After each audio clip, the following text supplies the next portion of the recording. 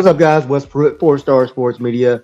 You're inside the Sports Buffet. It's Monday, the 13th, and we got a plate full for you to get the week started. We're going to talk a little college baseball as the Memphis Tigers took on the UAB Blazers down in Birmingham. Did not get the much-needed win that we talked about last week.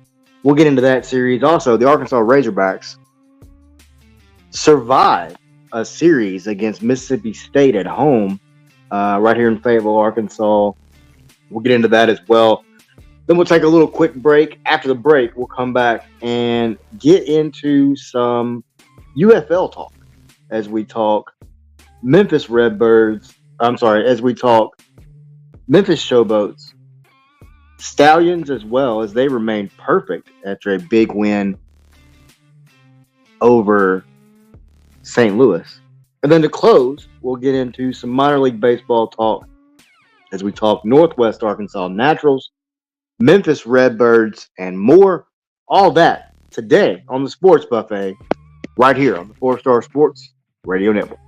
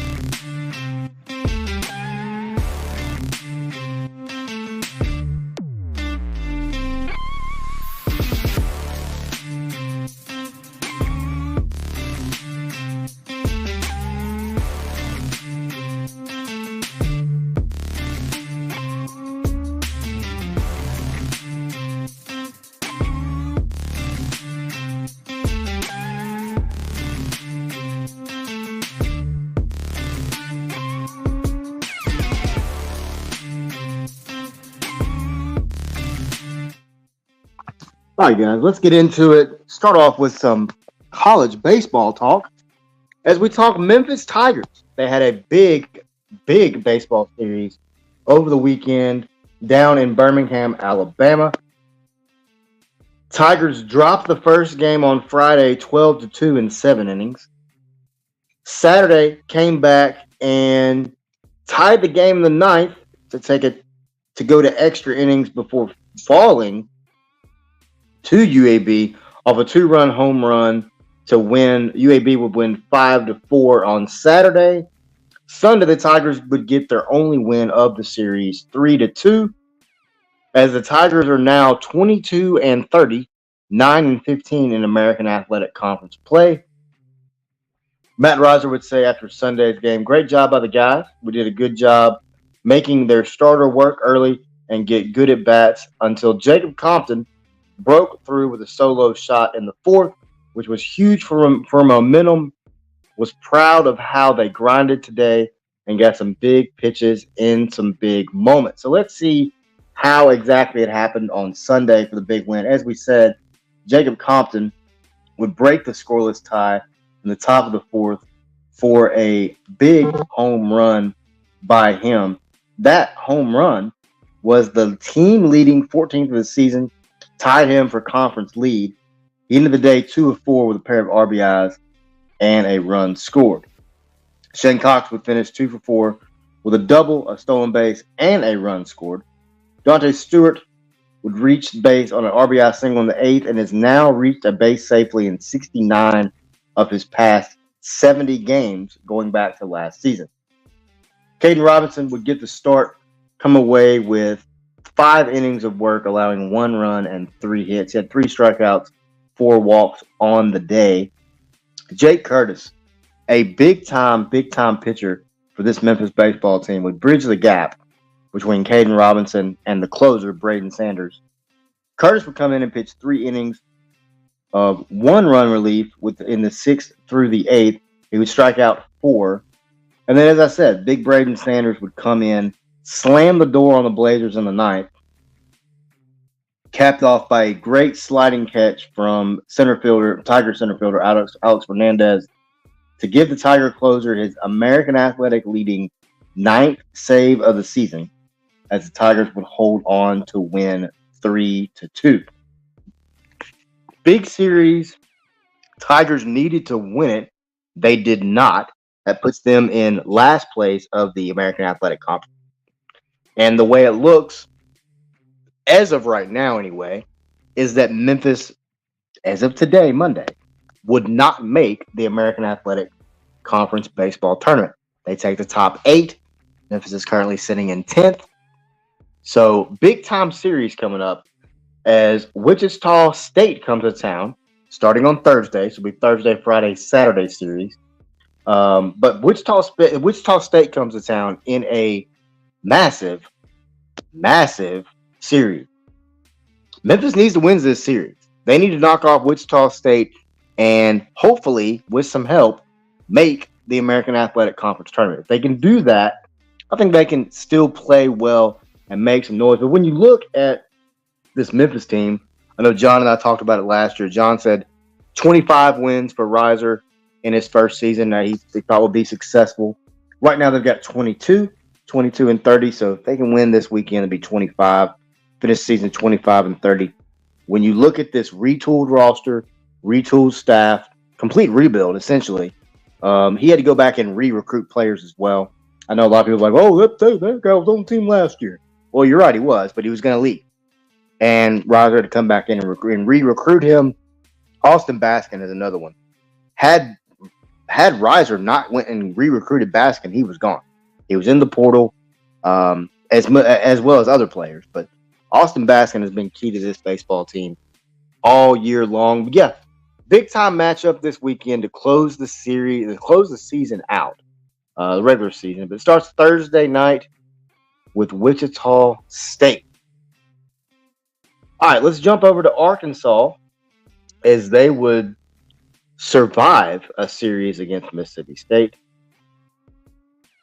Excuse me. Friday night, Arkansas would get a 7-5 come behind win over the Mississippi State Bulldogs. Arkansas would stay within one game of Kentucky with that win Friday night, and the overall SEC series overall SEC race, and extended its lead over Texas A&M to 2 games with 5 left to play in the season. Hagen Smith would come in 5 innings, allowing 3 runs on 4 hits and 4 walks with 11 strikeouts. The junior left-hander would record program record 10th double-digit strikeout game of the season, but he would snap his streak of consecutive starts at 8, failing to go at least 6 for the first time since against McNeese State on March 9th. Big time win though for Arkansas on Friday. Saturday, Parker Coyle would throw 3.1 innings of relief, and Aloy would collect his second multi-hit game of the day. But Arkansas would drop that game 8-5, and set up a massive game on Sunday. Despite the loss, Arkansas is still, like I said, within one game as of Saturday. But the Bulldogs would rough up Brady Tigert a little bit. 4 runs on 3 hits, 5 walks, take control of the game for the first pitch. The junior righty would only last 1.2 innings of work before giving way to Ben Bobby and the bullpen. But the Mississippi State would jump up to an 8-0 lead by the end of the bottom of the 4th. Arkansas would respond with a pair of runs in the bottom half of the 4th inning to somewhat shrink the deficit. But big win for Mississippi State to set up an even bigger win on Sunday. Big time Sunday game. Arkansas, this was a wild baseball game. You saw people online freaking out, wanting everybody fired. That's how it's been. I mean, like I said, Vanderbilt wants Tim Corbin fired. Arkansas wants the hitting coach fired. They want the pitching coach fired. Arkansas would trail yesterday and overcome they would score 9 unanswered and overcome a 6-run deficit to win 9-6, clinch the series against Mississippi State. So Arkansas now is 42-10 on the season, 19-8 in SEC play. Mississippi State, number 14 in the country, 33-18, 15-12 in conference play. With the win yesterday, Arkansas has now won 10 consecutive SEC home weekend series, dating back to last season, and 22 of their last 23 home series since the 2019 campaign. Arkansas has not lost a series to Mississippi State in Fayetteville since 2007, and is also 13-2 against Mississippi State with 5 consecutive weekend series wins going back to 2019. In addition to that, Arkansas's win also on Sunday also assured them they stay within 1 game of Kentucky in the overall SEC race and maintains a now 2-game lead over Texas A&M in the SEC West Division. Mississippi State jumped on Arkansas quite quickly. Mason Molina was tagged for 4 runs on 4 hits and a walk, and only worked 1 inning. Gage Wood would come in, pitched really well. Gage Wood is a lot of fun to watch. He came in, turned in 3 innings of work, 2 runs with 3 strikeouts, and really gave Arkansas a chance to really get some momentum going with their bats. Scoring a run in the bottom of the 4th, and also they had a 3. And then Jason Jones with a big 2-run shot, and Jared Sprague-Lott with an RBI ground out. Going into the 6th, the Razorbacks would trail 6-4.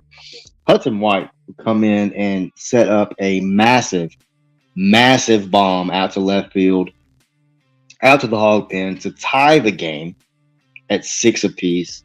He would later step up to the plate and, with 2 outs, mash a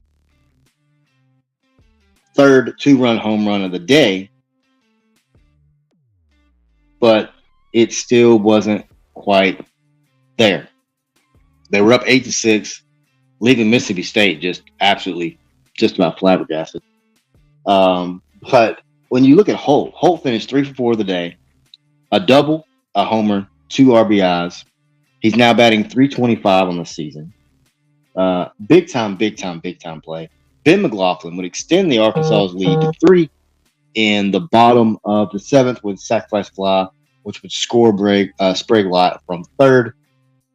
That RBI would cap the Hogs' 9-run rally and give the final 9-6 win. Kristen Fouts would come in and pitch 1 inning of work. Will McIntyre would come in and pitch 2 innings of work with 1 strikeout. Gabe Gackle, like I said, two innings of work, 3 strikeouts. Those 3 guys combined for 5 innings of scoreless work in relief of Molina and Wood, which would quiet the Bulldog faithful. But big time win. McIntyre would earn his 2nd win of the series. He's now 5-0 on the year. Gackle would get his 7th save of the season and 6th of the multi-inning variety. So up next, Arkansas has got a massive series. They head down to College Station to take on Texas A&M in a 3-game series. Starts Thursday night, 7 p.m. on ESPN2. Arkansas just needs to win 1 game, and they win the West. Massive series for Arkansas this weekend. They got to go to College Station, not an easy place to play. Plus, you're taking on a Texas A&M team that's very talented, very talented.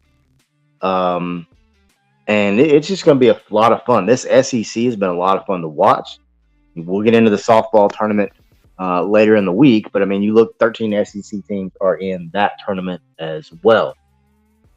So when you look at Arkansas, big time series win, big time series coming up. I mean, I know we posted the question, can Arkansas go in and get the series win over Texas A&M? that we weren't being sarcastic. I mean, that's a serious question. This is going to be a big time road series from Arkansas. Look at the last time Arkansas went on the road at Kentucky. Didn't end well. Kentucky ended up winning that series. And I mean, it's going to take 3 strong games from Arkansas to get the win. Everybody wants to question, oh, well, why does he have Brady Tigert out there? You know why he's got Brady Tigert out there? Because he's one of the best pitchers on the staff. Anybody complaining about, oh, Tigert doesn't need to start, let him start. He's earned it. The kid's pitched an amazing season. And all of a sudden, it's, oh, he gets roughed up a little bit. Oh, we got to pull him. We got to pull him. Dave Van Horn doesn't know what he's doing. Fans that just complain about Dave Van Horn and other coaches around the country, as I mentioned, Tim Corbin up at Vanderbilt. I mean, what if people did that to other people's full-time jobs? What if they came, what if people that didn't like us came to our jobs like, hey, you got to fire that guy. He was doing good all year, but he started sucking the last 2 weeks, so we just got to fire him. Get him out of there, put somebody else in there. We wouldn't like that as an average adult. So why are we doing that to college kids like Brady Tigert? And I don't care anything about NIL. I don't care anything about the portal. I don't go, who's getting paid? Shut up. I don't care. Let the kid continue to pitch because Hagen Smith and Brady Tigert are 2 of the best pitchers, not just on this Arkansas staff, but you put them on any other staff around the country, and they're still just as good. They're still just as good. So for all these fans out there that want Brady Tigert to get benched, that's fine. You're stupid, but that's fine. And hopefully when Brady steps on the mound Friday night against A&M, he shuts the Aggies down. And I would love to see it. I would absolutely love to see it. But yeah, big time college baseball going on right now. We're getting ready to get into conference tournament time, like I said, with Memphis, also with Arkansas. It's getting close to NCAA tournament time. It's getting close to Hoover. It's getting close to conference tournament time. This is where a lot of excitement always seems to happen in college baseball, and I'm really looking forward to it. Really, really, really looking forward to it. We're going to take a quick break. When we come back, we're going to talk UFL. We'll start off with the Memphis Showboats, who dropped one over the weekend in Arlington. All that and more. We'll be right back right here on the 4-Star Sports Radio Network.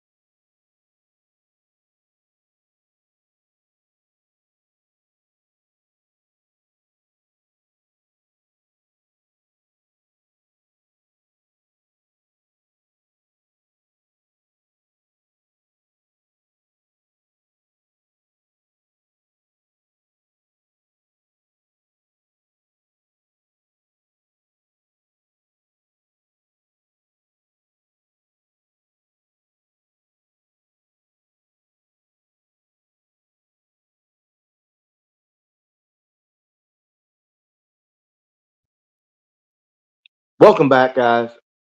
We got a big time topic here. It's the UFL.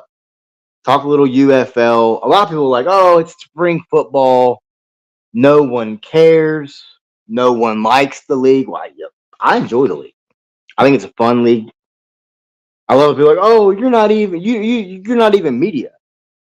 Well, it's funny that someone would say that because for us not to be media, we sure have a lot of media distribution list access to more than just Memphis, more than just Arkansas.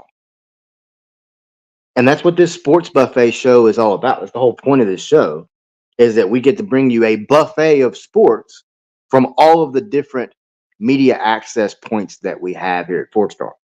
One of those points is the UFL.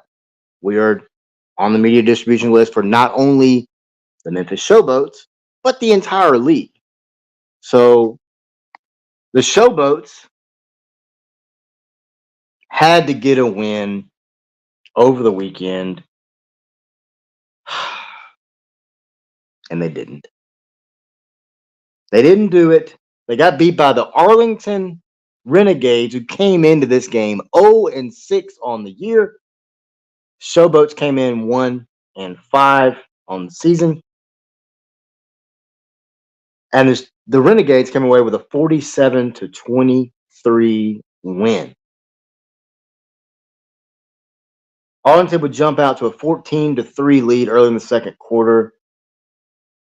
Memphis was looking to get some momentum, but Troy Williams was intercepted by an Arlington Renegade at the 29-yard line. He would return it to the 47. He would return it 47 yards down to the Memphis 24-yard line. 2 plays later, Arlington would score to go up 22-3 with 11:50 left in the first half. Memphis would finally answer in the second quarter with its first touchdown of the game as Williams would hook up with wide receiver David Davis for a 14-yard touchdown to pull within 13 points, 22-9, and it would just stall. It would just stop. I mean, it's very frustrating to watch this football team. They're fighting. They're continuing to fight. The Renegades went up 39-9 at one point in time in this game. They would finally get on the scoreboard again. The Showboats would finally get on the scoreboard again.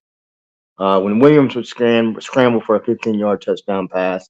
And then Case Cookus would come in after Williams would get injured on that run to make it 39-17 going into the final frame. The two teams would trade touchdowns in the fourth quarter to account for the final score. Like I said, 47-23 final score. If you're the Memphis Showboats, everybody talks about the offensive line. I understand the offensive line is having problems. I get it. I do. But when you look at the defense for this team, they're struggling right now. They're having problems stopping people. But when you talk about the offensive line, I mean, I don't think they did all that bad this week. I mean, the Showboats ran for 100 yards. That's second most of the season. Most of the season was 113. So they're 13 yards away from the most they've had all year long.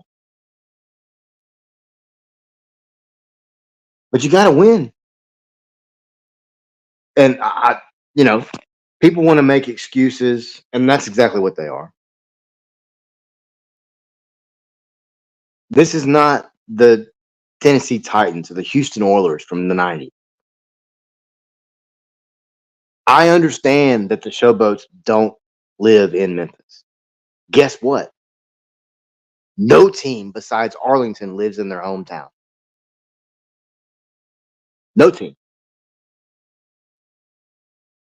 But you can still support this team. You can still watch them on TV. That's where the ratings are coming from. You can still watch them. There wasn't a bad crowd at this game down in Arlington. But once again, these teams are only 6 out of the 8 teams are only utilizing half of their stadiums. There's an argument right now between Birmingham fans and other fans around the league that Birmingham didn't sell their stadium out because half of it was empty. Well, considering they only utilized half, yeah, it was a sellout. If you look at the whole picture and say, oh, they only used half their stadium, they sold half of it out, that's a sellout.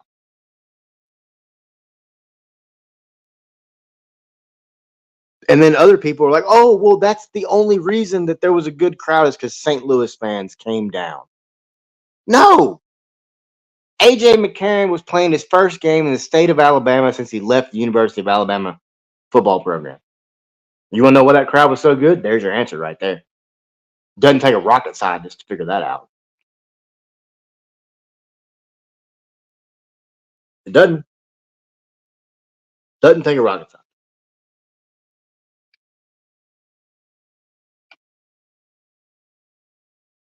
But for all the complaining and all the bickering and all the just animosity towards this team, they don't spend money in Memphis. They don't live here. They just fly in and fly back out. Who cares? Because guess what? Week 1, when they played at home, week 2, when they played at home, there was no one there. And you're really going to not support a team because Todd Haley is no longer the coach. Brady White is no longer the quarterback. Cole Kelly is no longer on the team. And oh, well, we don't have a weekly radio show. We don't have, quote, access to the team. Well, we've talked about it before on this show. There's media members that say they don't have access to the team. Well, that's crazy because we do. We have access to every media availability this team has, not just for the Showboats, for everyone around the league.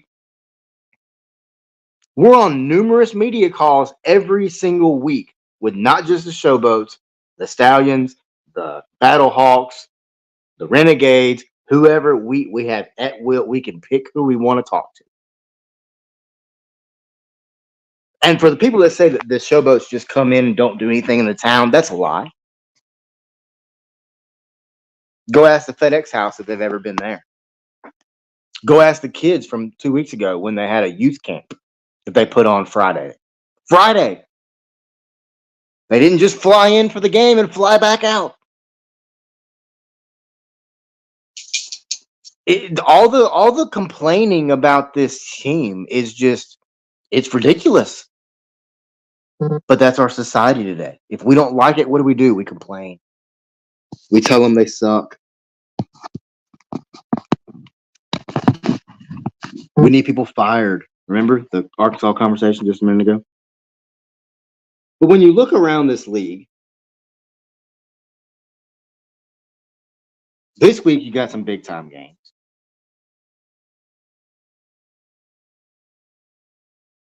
But when you go look at it, there's some good football teams. There are some good football teams out there.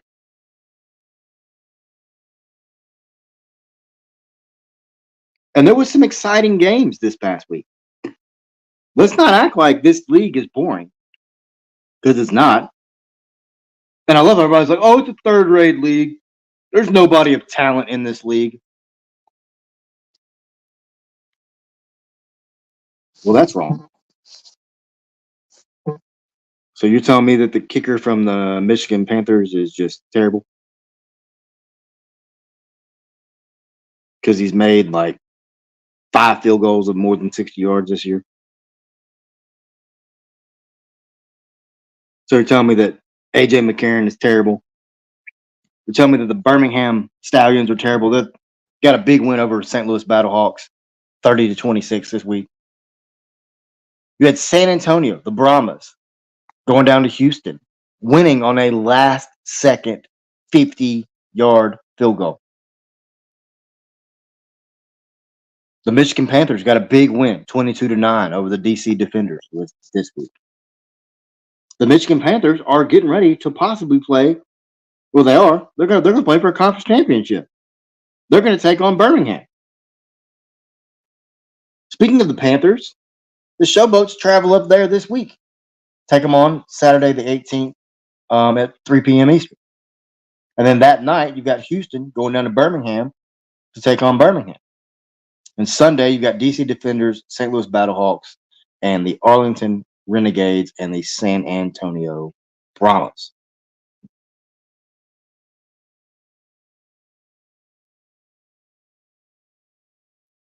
But all the complaining about this league, all the just bickering about this league, it's stupid. It's stupid. If you don't like it, don't watch it. It's real simple. But these people that are like, oh my God, did you see the crowd? There was like 400 people there. If you don't like it, don't watch it. It's just that simple. And that goes with any sports or anything for that matter. If you don't like it, don't pay attention to it.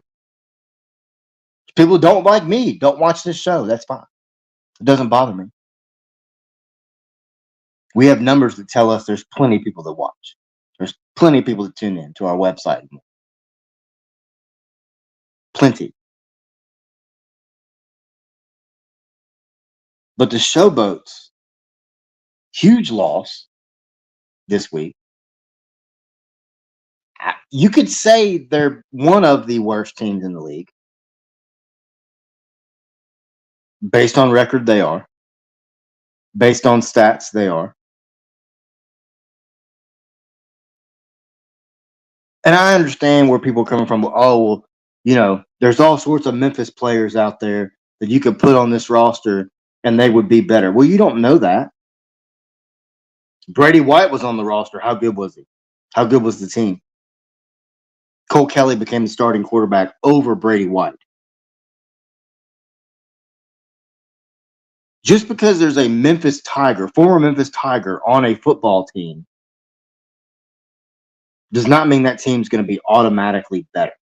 And we'll get into more of football talk with Memphis coming up this week too.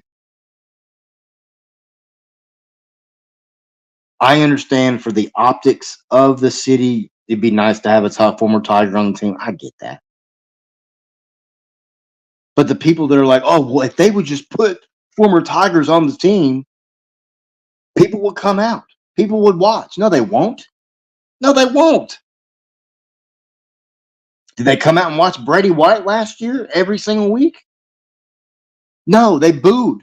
They complained.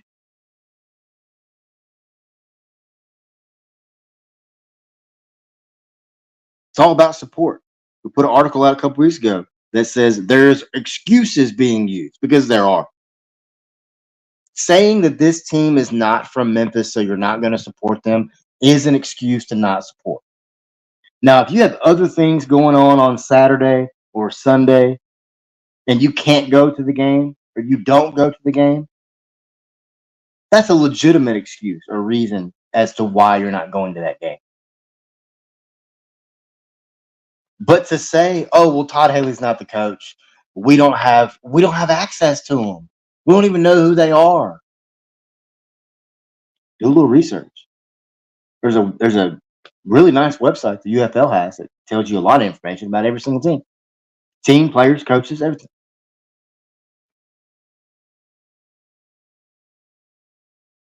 It's not hard.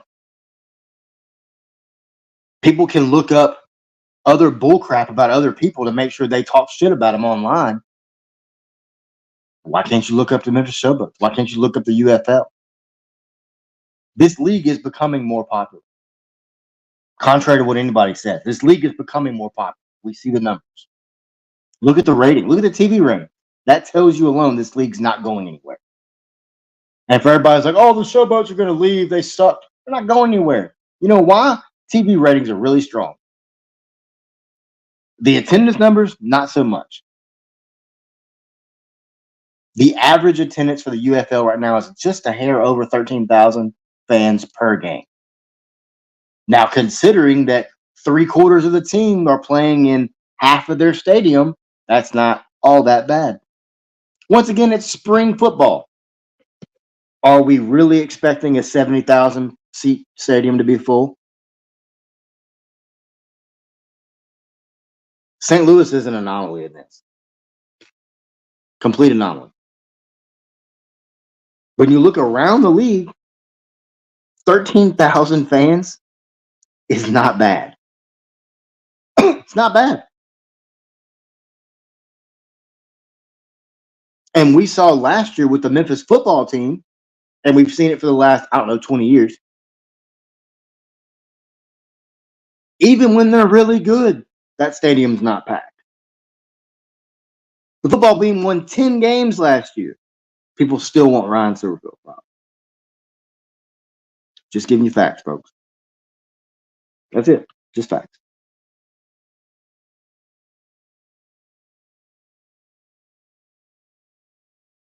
Speaking of teams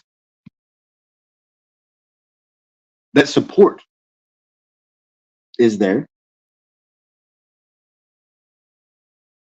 We'll start with the Northwest Arkansas Naturals. Naturals got a big win, series win over Springfield this week. Had a rain shower come through Wednesday, so we played a doubleheader on Thursday. Gavin Cross would come through huge on Saturday night with a walk-off bomb to win. And the Naturals would come back yesterday, Sunday. Mother's Day. Shout out to the grounds crew for the Naturals too, man. Stephen Crockett and those guys do an amazing job out there. They had the field looking great yesterday. They had a nice little pink in logo. It had said Happy Mother's Day in the back of the home plate area. Very nice looking out at Arvest Ballpark. But the Naturals come away with a big series win over a Springfield team that came into the series at 18-8. Naturals are now sitting at one game above 500, 16-15 on the year. And they start off tomorrow with the Natural State rivalry as they take on the Arkansas Travelers down at Dickey's Stadium in Little Rock, Arkansas. And don't look now, but the Naturals are creeping up. They're slowly creeping back up. They're playing some good baseball right now. It's early in the season, I understand. But when you look at this team in May, they're playing lights out right now. Playing lights out.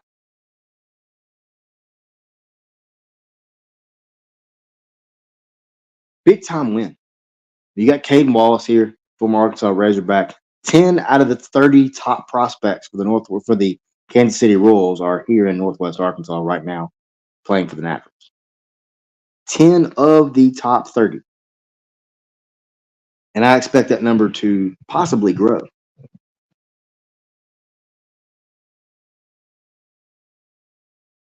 It's all about support. The fans come out and watch the Northwest Arkansas Naturals. Fans come out and watch the Memphis Redbirds. We're getting ready to talk about them now. The Redbirds are currently on a 2-week homestand, similar to the Northwest Arkansas Naturals. They just finished up a 2-week homestand. The Redbirds came away with going against the Norfolk Tides, lost the series 4-2.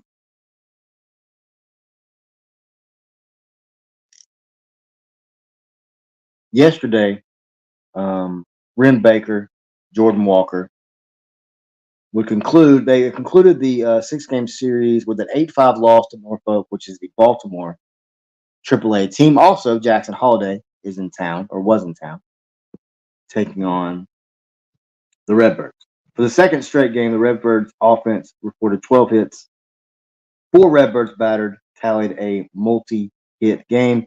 Lucan Baker, the DH Lucan Baker, and right field Jordan Walker each drove in 2 runs. Baker would finish today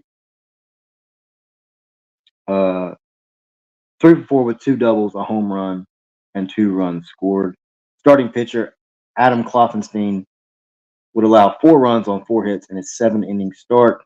The right-hander would strike out 7, walked 1, and allowed a AAA career high 3 home runs. Norfolk would score 4 runs on 5 hits against the relief, Connor Thomas, who would end up taking the loss for the Redbirds. So the Redbirds are back at AutoZone Park to continue a 13-game homestand as they begin a 7-game series against the Gwinnett Stripers.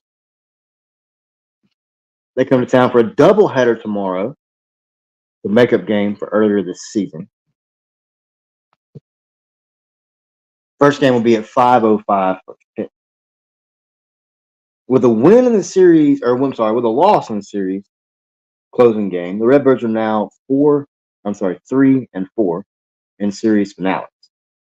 Like I said, Gwinnett comes to town, close out a series. 2024, the Redbirds lead the series 3-2 over Gwinnett and are 2-5 in series opening games. Big time series coming up for Memphis, the Redbirds. And as I stated, the first game is a doubleheader. And so far in 2024, the Redbirds are 0-1-1 in doubleheader play. This Redbird team's loaded too. They got a lot of talent. Of course, as we know, minor league baseball, there's always movement. A lot of it has to do with how the team at the major league level is performing. A lot of it has to do with injuries, things of that nature. Jordan Walker was called down, was sent down. He could very easily be sent back up the next 2 weeks. If he keeps hitting the ball like him and Luke and Baker have, he's probably going to be there for a while. I mean, he could very well be called up pretty quickly. Sorry. And we're going to get more into MLB, MILB as the week goes. But when you look around minor league baseball at every level, single A, double A, triple A, doesn't matter. Talent is everywhere. And that's one thing that I think a lot of people misunderstand about minor league baseball. Oh my God, you really watch that? Yeah, I do. Because there's talent on every single team. If you look at this Springfield Cardinal team that just came through Northwest Arkansas last week, talent everywhere on that team. Everywhere. And like I said, 10 out of the top 30 prospects for the Kansas City Royals are here in Northwest Arkansas. If you're in Memphis, get out and support some teams. Support the Redbirds. Support the Showboats. Support the Tigers.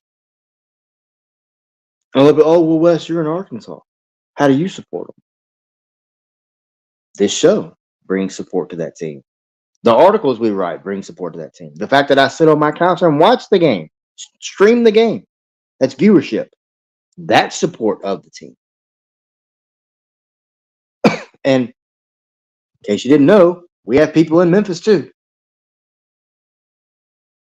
Maddie Pinky, one of the best photographers in the state of Tennessee. One of the best photographers I've ever come around. She was at Tiger football spring game. She's at Showboats games. She goes to basketball games. She goes to baseball games. So we have boots on the ground. So for anybody that wants to question the media side of us, is just hysterical to me. And you can continue to question all you want, and we'll continue to pump out consistent quality coverage as we've done for the last 4 years. No point in stopping now, right?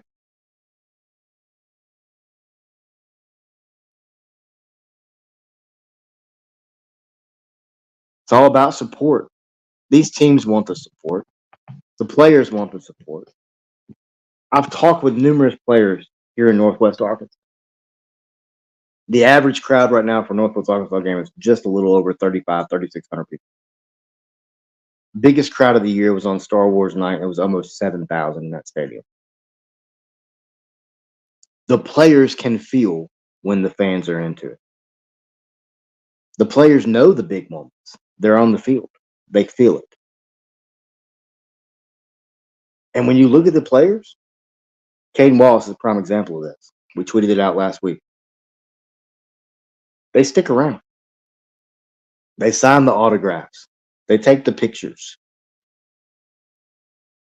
I've personally witnessed the manager for the Naturals, Tommy Shields, go talk to parents, talk to players, talk to little kids.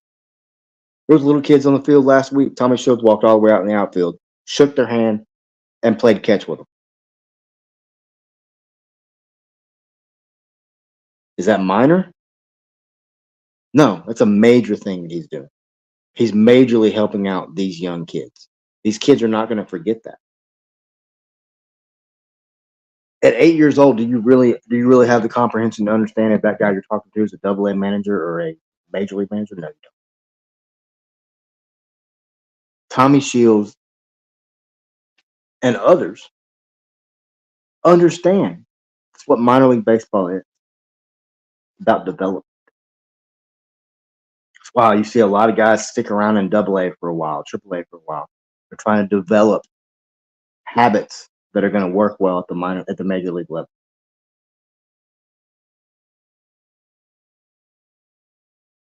The Memphis Redbirds have been one of the more popular teams in the city of Memphis for years. Absolute years. AutoZone Park has now been around for 25 years. This is 25th year right now.